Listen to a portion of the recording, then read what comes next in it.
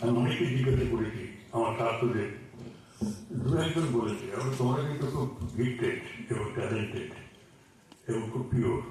তারা বলেছে আমরা স্বপ্নে আমাদের নিজেদের দেখি, কিন্তু ইউজুয়ালি স্বপ্নে আমরা আমাদের বডি দেখি না। স্বপ্নে সমস্ত দেখছি খুব যারা ভাগ্যবান ভাগ্যবতী তারা নিজেদের বডিও দেখতে পারেন। সেটা যদি দেখেন তাহলে কিন্তু এটা মনে রাখবেন যে you are fortunate in that you see your own body. You can see your own body by coming out of your body and mind. তখন তো আপনি মনের মধ্যে আছেন, স্বপ্নে তো মনের মধ্যে আছেন। এই স্বপ্নে যখন আপনি আপনার নিজের বডি দেখছেন তখন এটা কি সামথিং ডিফারেন্ট, সামথিং অ্যাস্টাউন্ডিং। এবং যখন গভীর ঘুমে চলে যায় তখন এই স্বপ্নও থাকে না, বডিও থাকে না, জাগ্রত থাকে না, স্বপ্ন অবস্থাও থাকে না। তখন যে অবস্থায় থাকি সেটাই আমাদের চৈতন্য, এটাই আমাদের জীব চৈতন্য। আমরা 5-6 ঘন্টা যদি আমাদের স্বরূপের সঙ্গে না থাকতে পারতাম আমরা পাগল হয়ে যেত। কেন উপনিষদ এত বারবার ধরে চৈতন্য চৈতন্য করছে, কনসাসনেস কনসাসনেস? কারণ ওই কনসাসনেস থাকলে পরে আর অন্য কিছু থাকতে পারে না। আর ওকে জানতেও পারি না, জানতে পারবো কি বলে? মন নিয়ে তো জানতে হবে। ঘুমের সময় তো মন নেই, ঘুমের সময় বুদ্ধিও নেই, ঘুমের সময় বডিও নেই। যেটা দিয়ে জানবো সেটা হচ্ছে অবাঙ্গ মানুষের গোচরণ, বাক্য এবং মনের বাইরে। সেটা কোনো কিছু দিয়ে ব্যাখ্যা করা যাবে না। প্রশ্নমতন প্রথম প্রশ্ন বলে বলে ভালো করে যারা বলে জেনেছি তারা জানে না।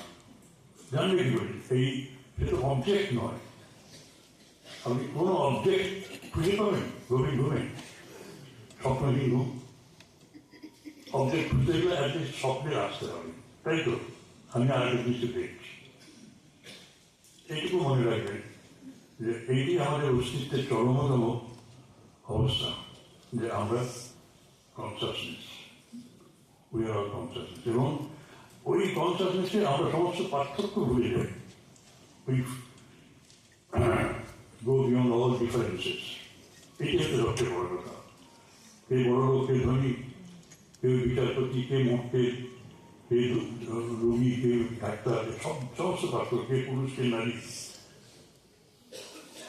এই সমস্ত পার্থক্যগুলো সব গভীর ঘুমে থাকে না। সেই জন্য আমরা কিন্তু সকলের সঙ্গে সমান হয়ে যাই।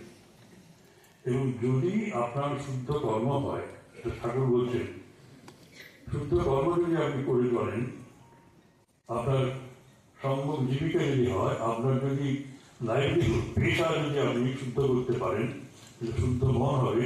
সেই শুদ্ধ মনে আপনি গুরু কৃপাতে ধ্যানে বসে করি, আপনার মন সমাধিমগ্ন হবে।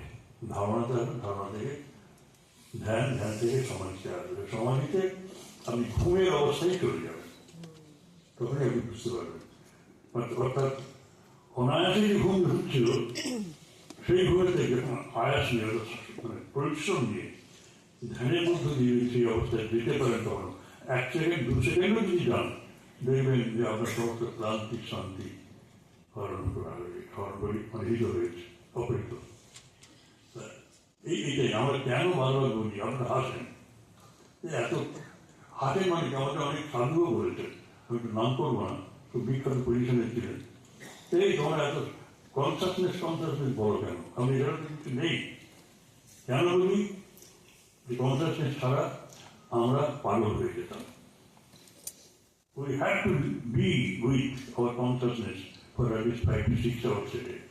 Otherwise, we would have been all lunatics. That's it. আপনারা এত সুন্দর কথা শুনলেন, এত সুন্দর ভাষাতে। আমরা আপনাদের এই দৃষ্টি মূর্তি দেখে খুব উদ্ভাসিত, উল্লসিত। আপনাদের আমি শব্দ শুভেচ্ছা জানাই। আপনারা সত্যজিৎ হিসেবে অত্যন্ত ভালো, অত্যন্ত ভালো, খুব শৃঙ্খলার সঙ্গে আপনারা শুনেছেন। কেউ উঠে যাননি, এমনকি শেষ হওয়ার পরে উঠে যাননি। আমার বক্তৃতা, আমার জন্য বক্তৃতা আরো আপনাদের কাছে। আর বিশ্বরূপ ভাই, নামও বিশ্বরূপ,